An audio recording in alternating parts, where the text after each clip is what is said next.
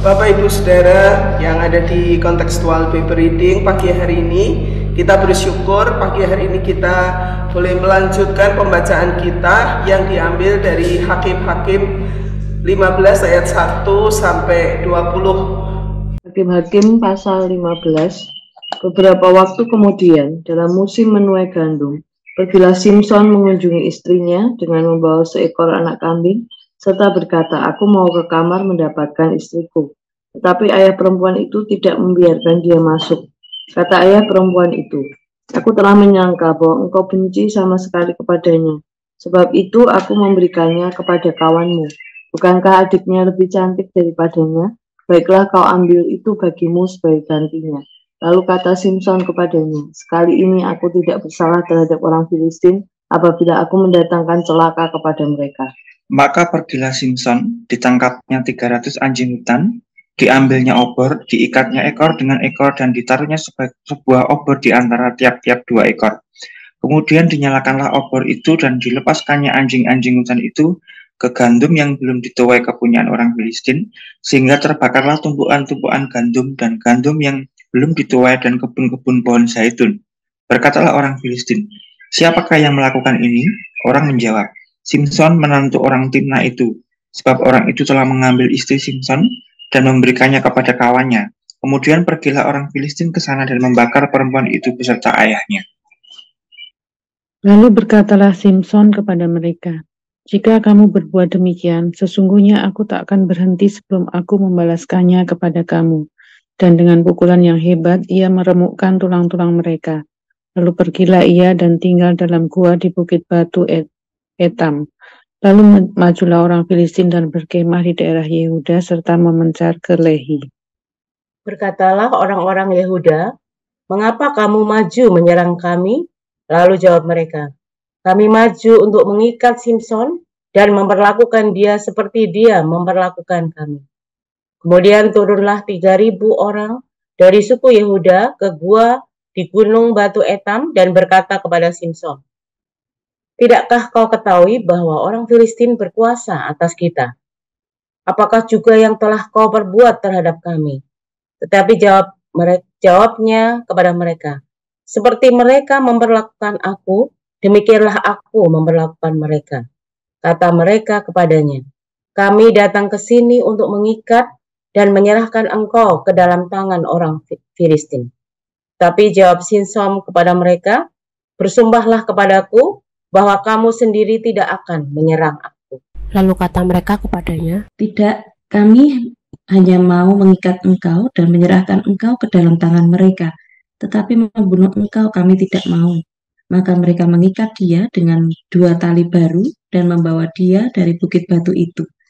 Setelah ia sampai ke Lehi dan orang-orang Filistin mendatangi dia dengan bersorak-sorak, maka berkuasalah roh Tuhan atas dia, dan tali-tali pada tangannya menjadi seperti batang rami yang telah habis dimakan api, dan segala pengikatnya hancur tanggal dari tangannya. Kemudian ia menemui sebuah tulang rahang keledai yang masih baru, diulurkannya tangannya, dipungutnya, dan dipukulnya mati 1.000 orang dengan tulang itu. Berkatalah Simson, "Dengan rahang keledai, bangsa keledai itu kuhajar, dengan rahang keledai 1.000 orang kupukul." Setelah berkata demikian, dilemparnya tulang rahang itu dari tangannya. Kemudian dinamailah tempat itu Ramat Lehi. Ketika ia sangat haus, berserulah ia kepada Tuhan, "Oleh tangan hambamu ini telah kau berikan kemenangan yang besar itu. Masakan sekarang aku akan mati kehausan dan jatuh ke dalam tangan orang-orang yang tidak bersunat itu?" kemudian Allah membelah liang batu yang di Lehi itu, dan keluarlah air dari situ. Ia minum lalu menjadi kuat dan segar kembali. Sebab itu dinamainya mata air itu mata air penyeru, yang sampai sekarang masih ada di Lehi.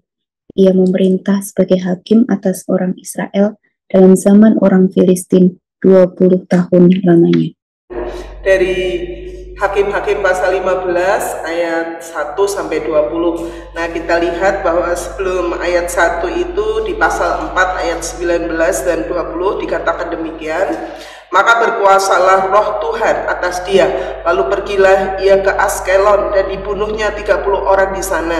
Diambilnya pakaian mereka dan diberikannya pakaian-pakaian kebesaran itu kepada orang-orang yang dapat memberi jawab teka-teki itu. Tetapi amarahnya masih juga bernyala-nyala. Lalu pulanglah ia ke rumah ayahnya. Maka diberikanlah istri Simson itu kepada kawannya bekas pengiringnya. Jadi saudara, kita melihat setelah peristiwa pernikahan perkawinan Simson dengan gadis di Timna, Simson kembali pulang ke rumah ayahnya dan dia tetap dipakai Tuhan, diurapi Tuhan, karena kita lihat bahwa roh Tuhan berkuasa atas dia.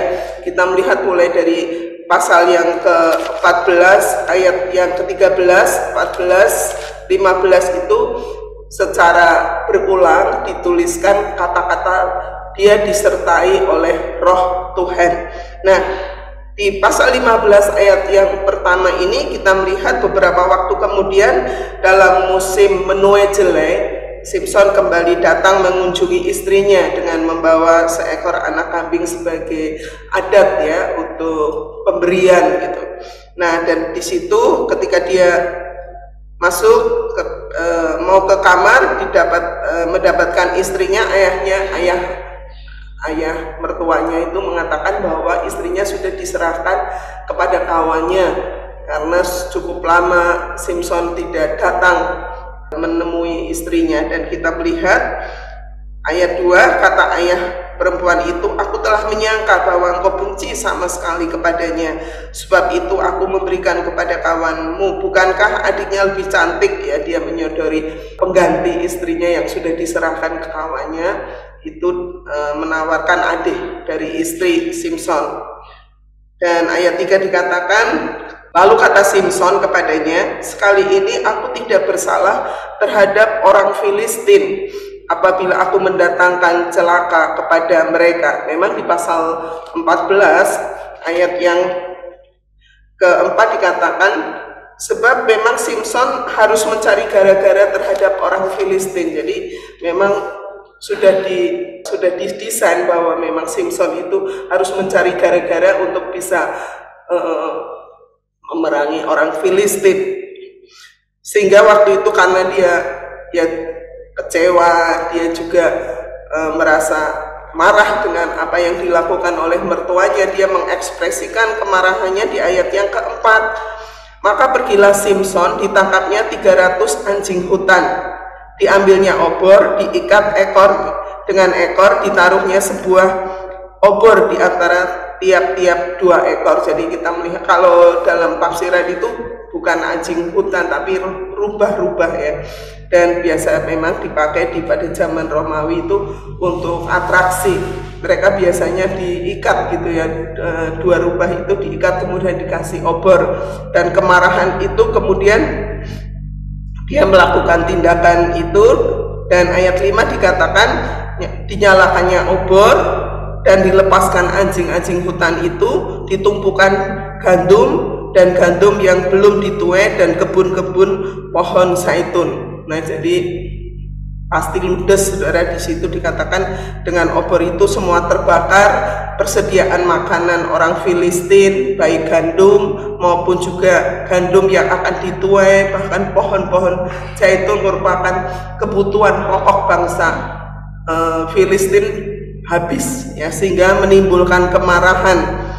Dan di ayat 6 orang Filistin berkata, siapa yang melakukan ini? Orang menjawab, Simson, menantu orang Timna. Sebab orang itu telah mengambil istri Simson dan memberikannya kepada kawannya. Kemudian pergilah orang Filistin membakar perempuan itu dan ayahnya. Ini suatu tindakan ya balas dendam yang ya sangat tragis saudara, sehingga semakin menimbulkan kemarahan Simson. Simson membalas apa yang dilakukan oleh orang Filistin yang sudah membakar istri dan mertuanya itu. Dan ayat 8 dikatakan, jika kamu berbuat demikian, sesungguhnya aku tak berhenti sebelum aku membalaskan kepadamu. Dengan pukulan yang hebat dia meremukkan tulang-tulang mereka. Lalu pergilah ia tinggal di dalam gua di bukit batu Etam. Nah, di sini kita melihat bahwa hukum yang berlaku waktu itu memang gigi ganti gigi ya, mata ganti mata, sehingga di situ Simson membalaskan apa yang sudah dilakukan oleh orang-orang Filistin, dan orang-orang yang membakar istrinya itu diremukan tulang-tulangnya. Nah, kemudian kita melihat di ayat 9, ya, majulah orang Filistin mendekati kemah-kemah orang Yehuda, sehingga membuat orang-orang Yehuda itu menjadi galau ya saudara, karena musuhnya sudah semakin mendekati akibat ulah daripada Simson. Dan kita melihat bahwa kemudian Simson di ayat 9 sampai 17, Simson orang Filistin menangkap Simson melalui orang-orang Yehuda, dan di situ ada 3.000 orang Yehuda yang menangkap Simson. Tapi kita melihat di ayat yang ke-14, setelah ia sampai ke Lehi dan orang-orang Filistin mendatangi dia dengan sorak-sorai, maka berkuasalah roh Tuhan atas dia, dan tali-tali pada tangannya menjadi seperti batang rami yang tidak habis dimakan api, dan segala pengikatnya hancur tanggal dari tangannya. Nah, ini saudara, kita melihat ketika seorang hamba Tuhan, seorang pilihan Tuhan yang dipakai Tuhan dengan kuasanya, maka dia bisa melakukan segala sesuatu yang luar biasa.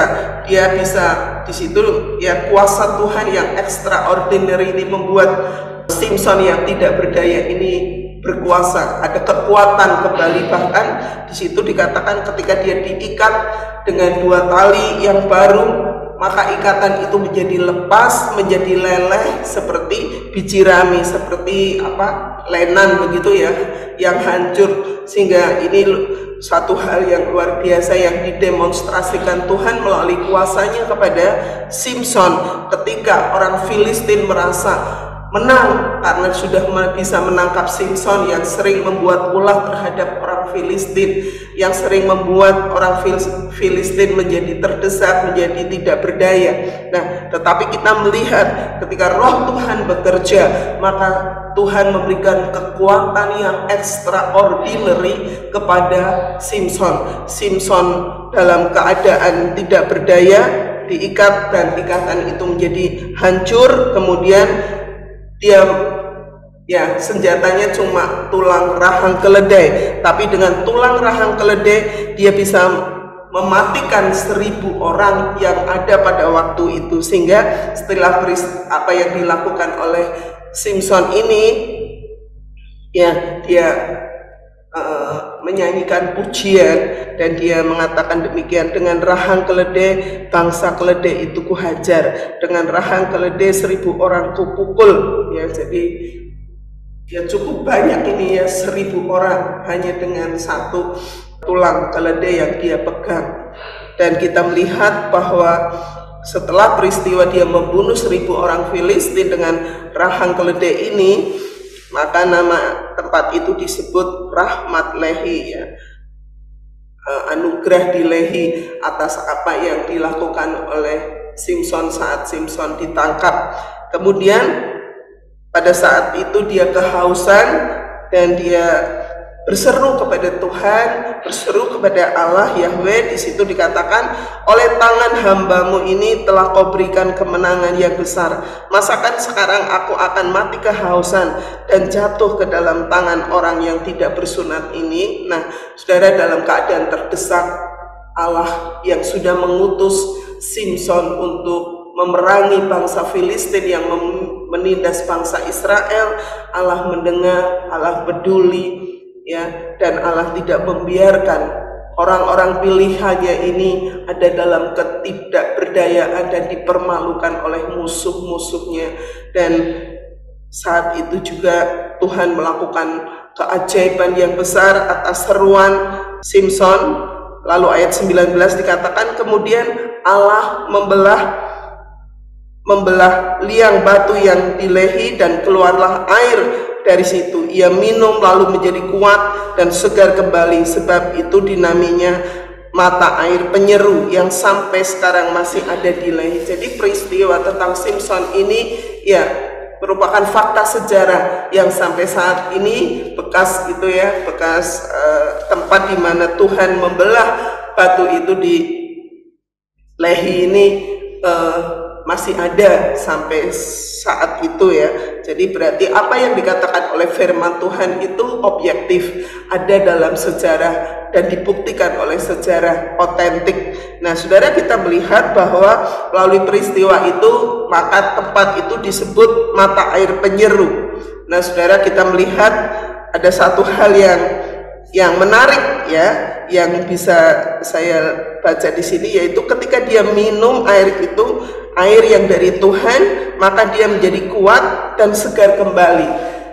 Nah, kalau kita paralelkan dengan kata-kata yang sama, yaitu ada di dalam Yohanes pasal yang ke-7 ayat 37 dan 40, barang siapa haus, marilah datang kepada aku dan minum, dan dia akan mengalirkan aliran-aliran hidup yang tidak akan berkesudahan.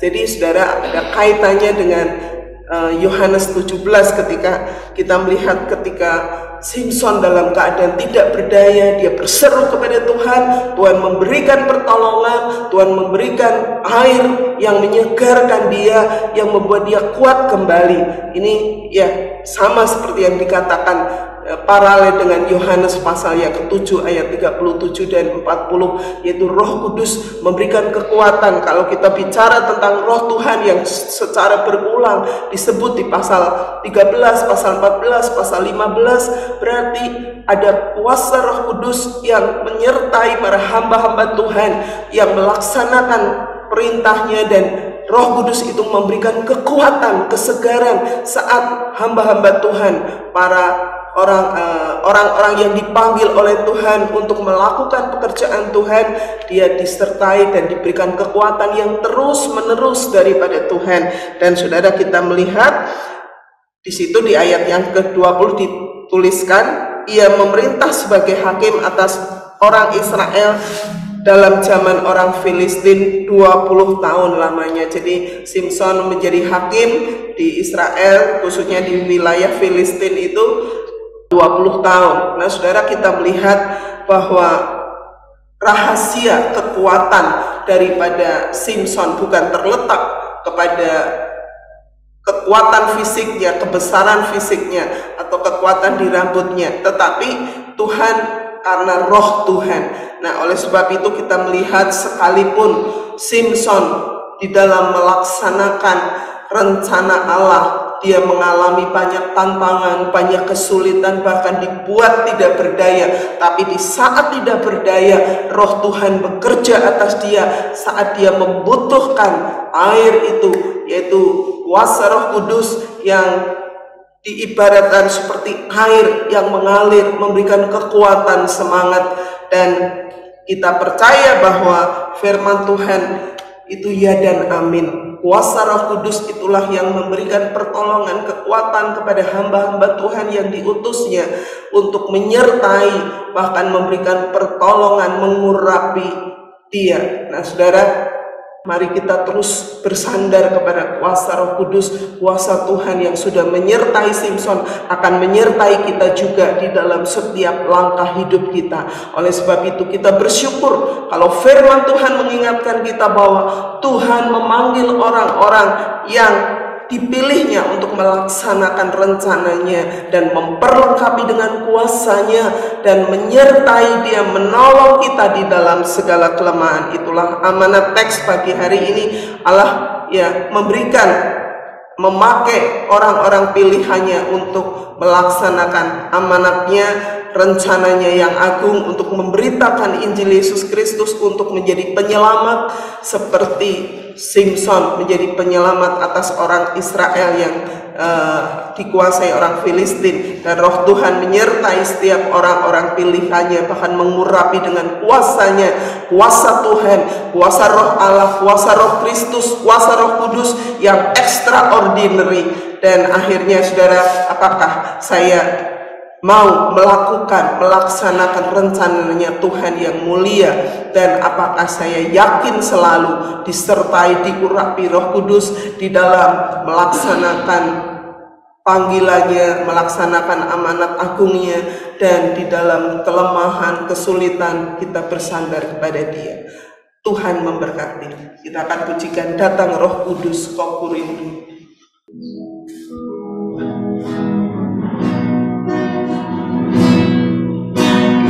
Datang Roh Kudus, Kau kurindu,